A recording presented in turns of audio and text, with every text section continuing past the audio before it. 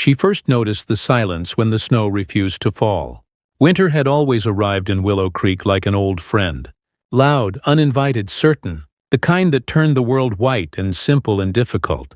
Roads vanished. Roofs bowed. Breath turned into ghosts. Always by mid-November the town disappeared beneath it. But this year December crept in quietly, wrong somehow. Frost hugged the windows. The lake froze thin at the edges, and still the snow did not come. Clara Bennett watched from the attic window of the Miller boarding house, her fingers resting on the chipped wooden sill. The sky hung dull and pale, stripped of color, like a canvas that had given up halfway through a painting. Her reflection in the glass startled her. Too thin, too pale. A faint shadow beneath her cheekbones, deeper than last week. She touched her throat absently, feeling the fragile bones beneath skin that felt almost transparent these days. Below, the oak tree stood stubborn and bare. One brown leaf clung to its branch, spinning slightly in the wind. It should have fallen weeks ago. So stubborn, Clara whispered. Like me. A cough twisted suddenly in her chest. She turned away from the window, pressing the handkerchief to her mouth as her body shook. Bent, fought for air that refused to arrive easily anymore. A small bloom of red touched the cloth. She looked at it without surprise. It was becoming familiar now.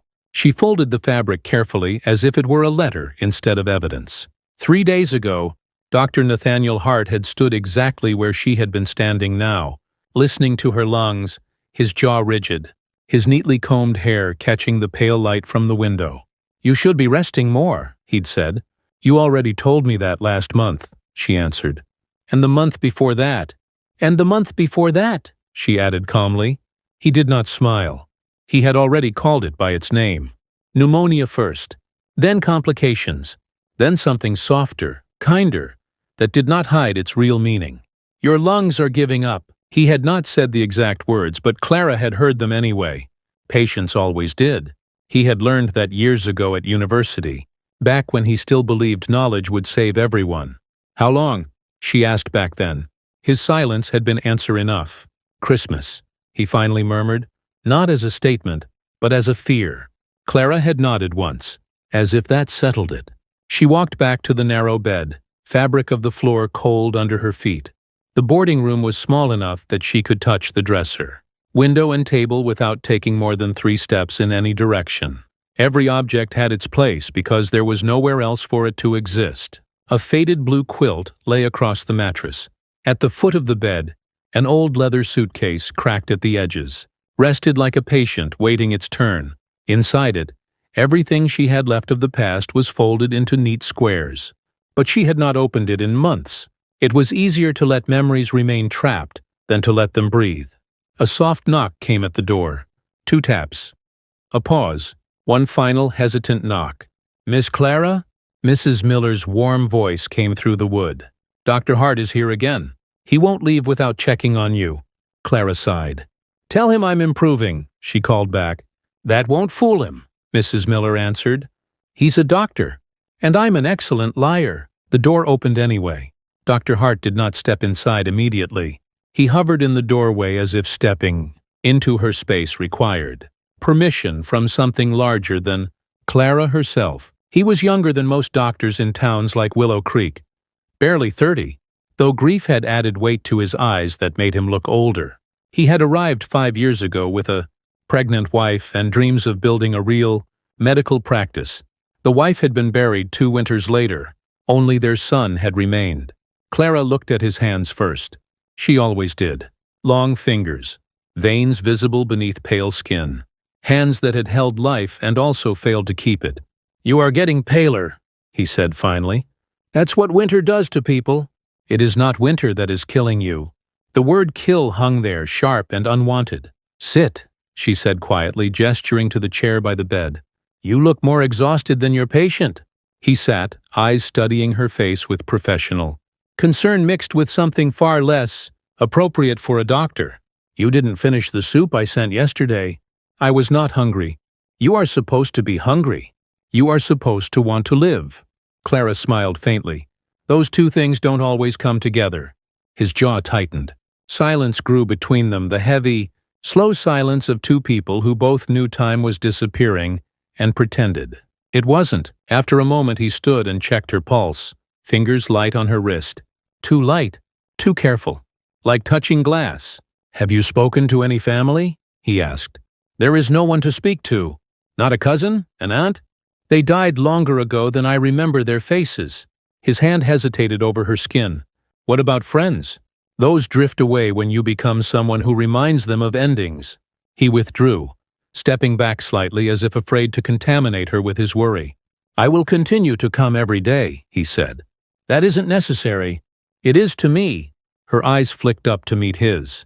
Surprise crossed her face, subtle but undeniable. "For how long?" she asked. "Until you send me away. You are already too attached to your patients, Dr. Hart. And you have already given up on yourself, Miss Bennet." He picked up his bag and left without another word. Clara listened to his footsteps echo down the hall, each one fading like the ticking of a clock too far away to see. From downstairs a light laugh floated up. A child's laugh. Her lungs tightened again, but this time it had nothing to do with illness. Nathaniel's son, Henry, was chasing Mrs. Miller's orange cat through the hallway, his small boots slapping the wooden floor as he ran. "Slow down, child. Good heavens, this isn't a horse stable," Mrs. Miller scolded, though laughter laced her words. "I'm faster than the wind," Henry yelled with pride. Clara pressed her back to the wall, listening. Henry had lost a mother so early he only remembered her through stories, through objects, through the way his father sometimes fell silent in the middle of a sentence when looking at old photographs. Yet still the boy laughed. Clara had always wondered how. Another cough seized her. She covered her mouth fiercely this time. Henry's footsteps paused outside her door. "Is that Miss Clara?" he whispered. "Yes," Mrs. Miller answered, softer now, protective. "She is unwell." A pause. Then, in the innocent tone only a child could carry into sacred space, he asked, "Is she dying?" Time froze on the other side of the wooden door. Clara closed her eyes as a strange sense of calm rushed through her. "Yes," Mrs. Miller whispered after a long moment. "But we do not say it like that." "Why not?" Henry asked. "Everything dies. Papa says even stars die." "Yes," Mrs. Miller replied, "but not everything dies alone." Her heart thudded painfully at those words. Henry's small knuckles knocked suddenly, not like an adult's. Lightly, curious, fearless. "Miss Clara?" She did not answer. "Papa says you don't eat much." Silence. "I like soup a lot," he announced. "If I bring you mine, maybe you will like it too." A fragile smile touched her lips for the first time in days. "You should keep your soup, Henry," she managed. "You are still growing." There was a pause, then the soft scuffle of him climbing onto tiptoes. "I will grow even if I share," he replied. Another pause. "But maybe I should ask Papa first." His footsteps retreated. Clara slid down slowly against the wall, sinking to the floor, her back against the bed, hands resting in her lap. For a long moment, she allowed herself to imagine something she had not permitted in a very long time. What it would feel like to not be alone at the end. Outside, the last stubborn leaf finally let go of the tree. It spiraled once, then disappeared into the waiting earth. And in the distance, clouds began to gather at last, promising snow. The first snow fell 3 days later. It arrived at night, silent as a held breath, laying a thin, trembling veil across the streets of Willow Creek. By morning, the town looked as though it had been dipped into a bowl of sugar. The rooftops powdered, the bare branches dusted white, the dirt roads softened into pale winding paths. Clara awoke coughing. The sound tore from her chest with such violence that for a moment she thought the bones inside her had cracked. She gripped the blanket, nails digging into the wool, fighting for the breath that came in sharp, shallow pieces. When the storm inside her finally settled, she lay still, staring up at the ceiling, heart pounding. White stars flickered in her vision. "Not yet," she whispered to no one. From somewhere downstairs came the clatter of breakfast. Plates, a kettle, Mrs. Miller humming off-key. Life moving forward, unwilling to pause, even while her own body dragged a foot behind with every step. She pulled herself up slowly, legs weak, and crossed the floor to the window. Snow drifted lazily downward, 1,000 tiny feathers surrendering to gravity. Children were already running through it, leaving careless footprints. Henry's laughter echoed outside, bright and impossible to ignore. She spotted him near the oak tree, bundled in a coat much too large, sleeves covering his hands. He had a crooked wool cap pulled down over his ears, tilting dangerously to one side. Dr. Hart stood a few steps away, watching him with a faint, tired smile that looked as if it had lived somewhere else for years, and had only just returned home. Henry bent, scooping up snow with clumsy gloves, forming a misshapen ball. He tossed it. It missed terribly, landing at his own feet. "I am terrible at this," he declared. "You need to pack it tighter," Nathaniel explained. "Compress it like this." He knelt, shaping a perfect sphere with careful hands, then gently tossed it toward Henry. It burst apart when it struck the boy's chest. Henry gasped in delight. "You attacked me!" "I warned you it was dangerous," Nathaniel replied solemnly. "And I survived," Henry said proudly. "That means I am strong." Clara watched from behind the glass, her hand resting lightly on the cold pane. For a strange, bittersweet moment, she imagined herself down there, snow on her lashes, cold biting her cheeks, laughing, living. The door downstairs creaked open. Footsteps approached the stairs. A knock, soft and cautious, came at her door. She already knew who it was. "Miss Clara?" Henry's voice thinner through the wood, less bold. "May I come in for a moment?" She might have said no. She should have said no. But something within her, something fragile and long asleep, stirred. "Yes, Henry? You may." The door opened carefully, just wide enough for him to slip through. He stood in the doorway like he was entering a church. Snow clung to his boots, his lashes damp, cheeks flushed with cold. In his hands was a small, crookedly wrapped bundle. "I brought you something," he announced. "You didn't have to," Clara said gently. "You'll freeze if you keep standing here." He shuffled inside, letting the door close behind him. The small warmth of her room met him, tinged with the faint scent of soap and old wood. He held the bundle out, looking suddenly shy.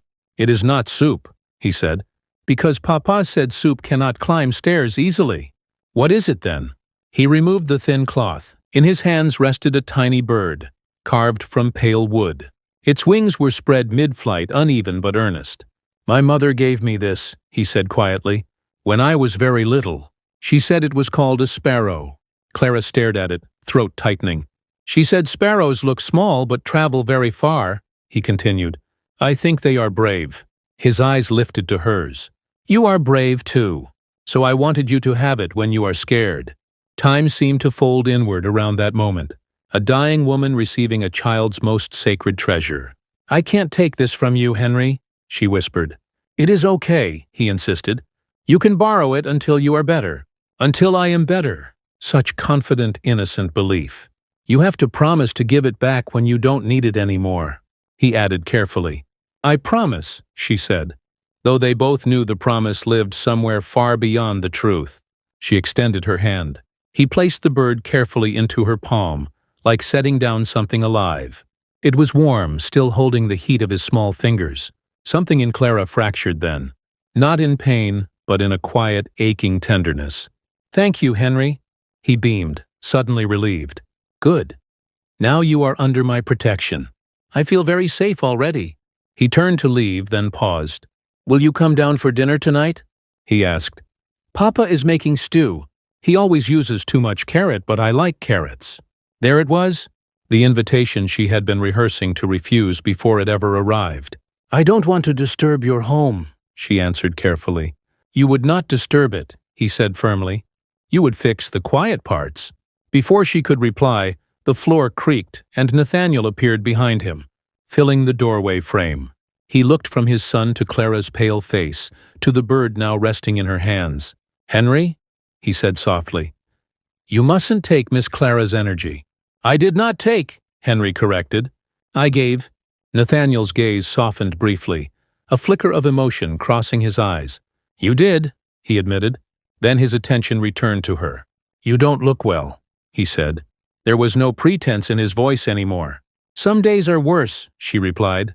"This is one of them." He stepped further into the room. Too close, far too close for propriety. But she noticed, with strange comfort, that he did not care. "Please come down for dinner," he said quietly, "at least for a few minutes. Sit where it's warm. I will only slow you both down, then we will move slowly together." Their eyes locked. Something unspoken flickered there, something dangerous and tender all at once. "Just for a little while," Henry added, hopeful.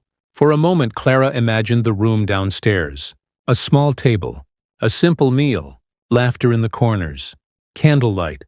A place at the table that was not empty. The image hurt more than the illness, but she nodded. "All right," she whispered. "For a little while." Henry cheered, rushing off down the stairs to announce his victory to the world. Nathaniel remained. "You don't have to do this for him," he said carefully. "He does attach too quickly." "And yet," she answered, "you allowed him to love you." He froze slightly. "That was not the plan," he murmured. "It never is." Silence pulsed in the narrow space between them. Then he offered his arm, not as a doctor, not as a host, as a man. She hesitated, then rested her hand lightly over the dark fabric of his sleeve. His body tensed reflexively, as if even such a small touch carried consequences too large to ignore. But he did not pull away. Together they walked down the stairs. Dinner was simple. Stew, bread. A single apple sliced into careful portions. Yet to Clara it might as well have been a grand feast. Henry talked endlessly, telling her stories about the schoolmaster who smelled like fish and the girl who could spit the farthest in the yard. Nathaniel listened, sometimes smiling, sometimes staring at Clara in quiet thought, as if memorizing how she looked in that moment, there, alive, at his table. "This is my favorite chair," Henry declared, taping the wooden seat beside him. "But you can have it." "I couldn't possibly," she said. "You must," he insisted. "It is the warmest one." She sat. The chair creaked as though surprised to have a new occupant, as if it had been waiting. Later, when Henry's eyelids began to droop and the fire shrank into glowing embers, Nathaniel walked her back up the stairs. He lingered by her doorway. "I had forgotten what it feels like," he admitted quietly. "What?" "To have someone in the house who is not a memory." The words trembled between them. "You should not get used to me," she warned. "I suspect," he replied, voice low. "It is already too late for that." She closed the door gently. That night, as she lay awake, the wooden sparrow resting against her chest, Clara listened to the sounds of the house breathing around her. A child's sigh. Footsteps above. The slow crack of cooling timber. And beneath it all, the unfamiliar realization that she was no longer the only one listening to the silence. Outside, snow continued to fall. Inside, something painfully fragile had begun to grow. Winter tightened its grip on Willow Creek after that night. The snow no longer fell gently. It came down in angry waves, stinging the skin, blinding the roads, burying fences, turning the world into something unrecognizable. The town retreated inward. Doors stayed shut. Windows glowed faintly with candlelight. Life became smaller, quieter, and Clara became weaker. She still came downstairs most evenings, still sat at the small wooden table with Henry, still listened to his stories and watched him gesture wildly with his spoon. But the effort cost her more each time. She needed Nathaniel's arm now, not out of courtesy but necessity. Her breaths came shallow. Her steps were slow. No matter how warmly the fire burned, she could not seem to hold warmth inside her own bones. Henry noticed. He was too smart not to. "Are you getting colder?" he asked one night, wrapping his wool scarf around her shoulders without asking permission. "It is the weather," she replied carefully. "But Papa is warm," he argued. "And Mrs. Miller is warm. You are never warm anymore." Nathaniel's jaw tightened at that, though he said nothing.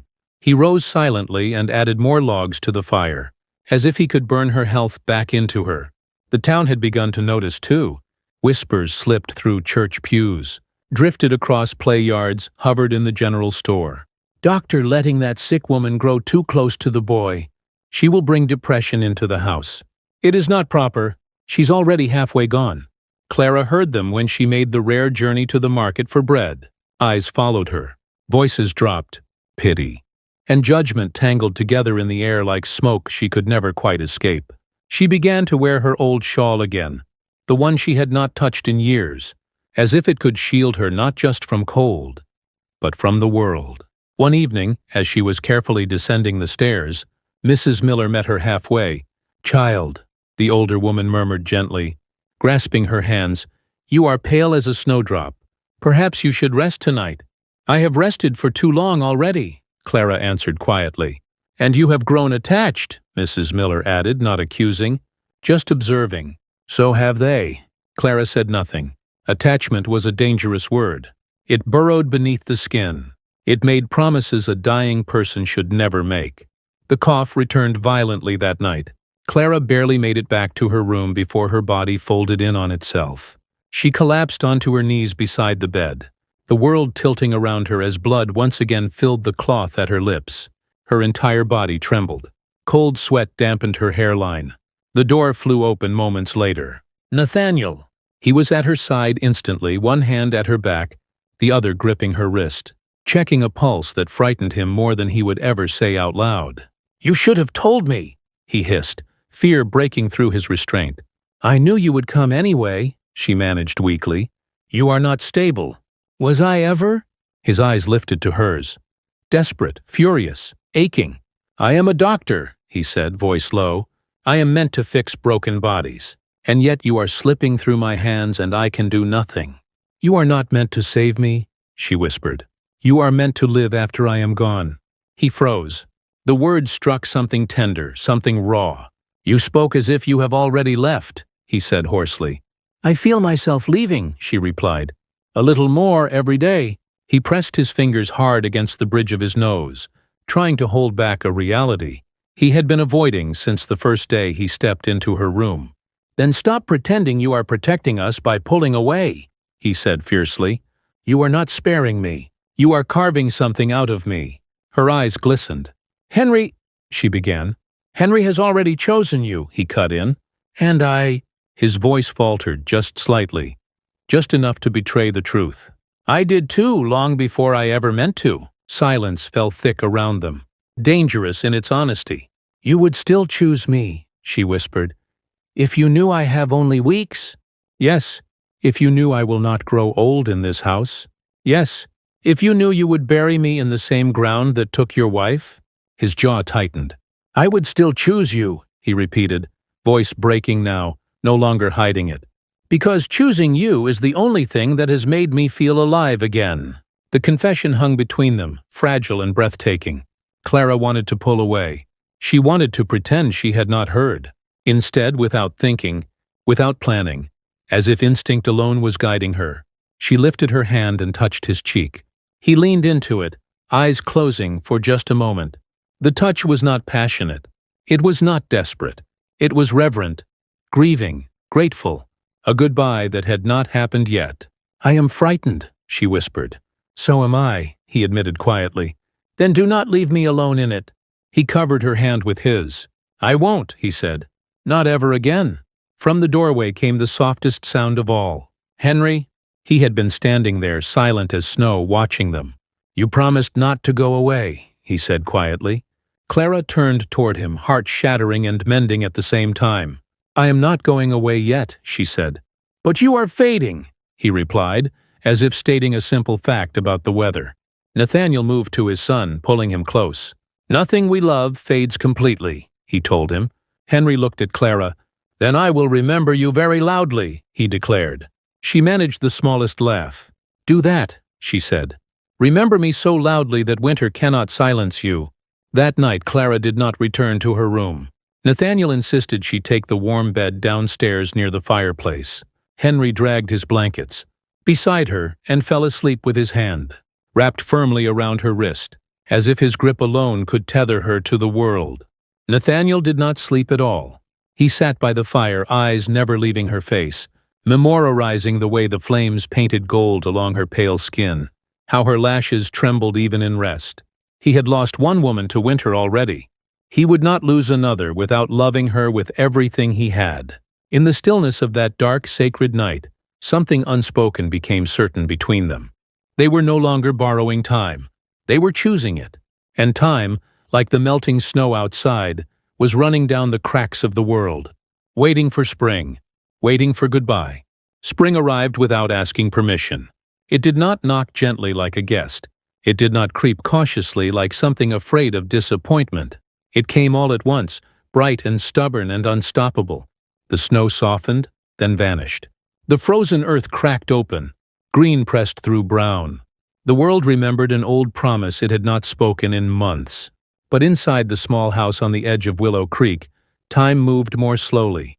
Clara watched the morning from the armchair near the window, a faded quilt resting across her knees. The air smelled different now. Damp soil, new leaves, distant blossoms. She could almost taste the season in her lungs, and for a strange moment, her body did not seem to mind the effort. "Spring finally remembered us," she murmured.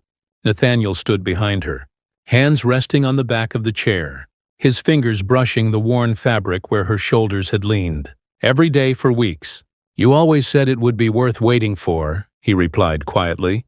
"And it is," she said. "It always is."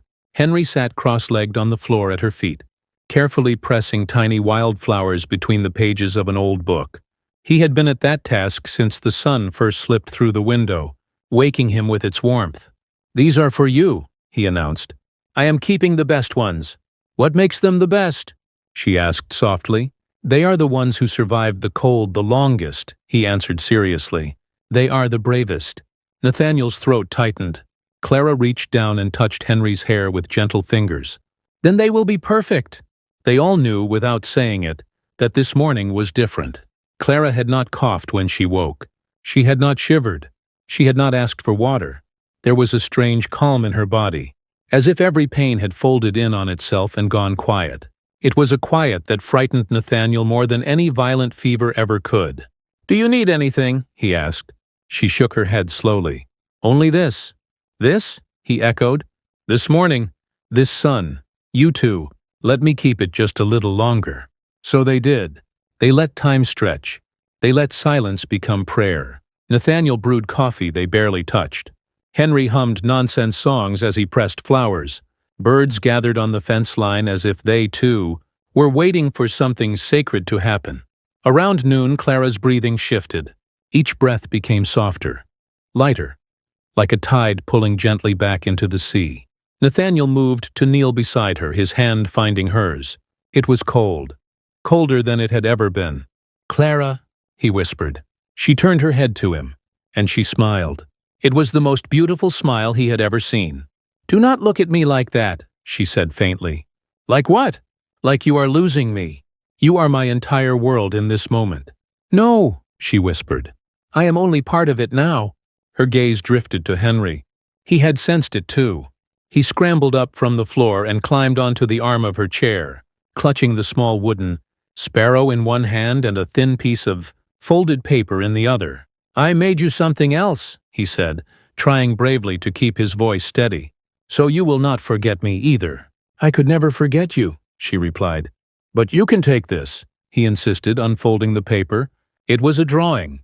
3 figures sat beneath a large tree at the edge of a river. One was small, one was tall, one wore a scarf around her shoulders. Above them, clumsy but careful letters spelled, "We are not alone." Tears slipped down Clara's temples and into her hair. "It is the most beautiful thing I have ever seen," she whispered. He placed the drawing against her chest, and then, for the first time since she had known him, Henry began to cry. Not loudly, not dramatically, just the quiet, broken sobbing of a boy whose heart understood loss for the second time in his short life. Clara lifted her quivering hand and rested it against his cheek. "Hush now," she murmured. "I am not afraid." "Are you going somewhere?" he asked desperately. "Yes," she answered, breath thinner now. "Somewhere warm and bright. Somewhere I am finished coughing." "Will it be lonely?" he asked. She glanced at Nathaniel one last time, then back to Henry. "No," she said. "Not after loving you two." Nathaniel bent forward and pressed his forehead against hers. "I would live this lifetime again just to find you in it," he whispered brokenly. "And I would choose the pain again," she replied, "because it brought me to you." Outside, the wind carried the scent of new blooms through the open window. Clara inhaled once more. Long, peaceful. And then, nothing. Nathaniel felt the moment her hand went still, the moment her struggle finally ended. A sound left his chest that was not quite a sob, not quite a prayer. Henry climbed into his arms, clutching the drawing, his face pressed into his father's coat. "She is not hurting anymore," he whispered. "No," Nathaniel said, "not anymore." They stayed that way for a long time, 3 figures beneath a window filling with sunlight, and in that light she remained. Days passed. The town gathered in silence as Clara was laid to rest beneath the old oak tree, the stubborn one that had once refused to let go of its final leaf. Wildflowers were scattered over her grave. The wooden sparrow lay gently upon the soil, returned at last. Spring did what it always did. It healed, slowly, painfully, but completely. Nathaniel returned to his work. Henry returned to his laughter. The house returned to its quiet. But it was never empty again. Something had seated itself in the floors and walls and air. Love did not leave. It lingered. Years later, when Henry grew tall and strong and brave, he would take his own children to that tree. He would kneel in the grass, brush petals from the stone, and tell them of a woman who had taught him what it meant to stay even when the world was preparing to let you go. He would tell them, "Some people are only given a short time on this earth, but they fill it with such light that it lasts forever." And the wind would move gently through the branches, carrying her name, carrying her memory, carrying the quiet truth she had left behind, that even the shortest life can become an eternity in the heart of those who are brave enough to love.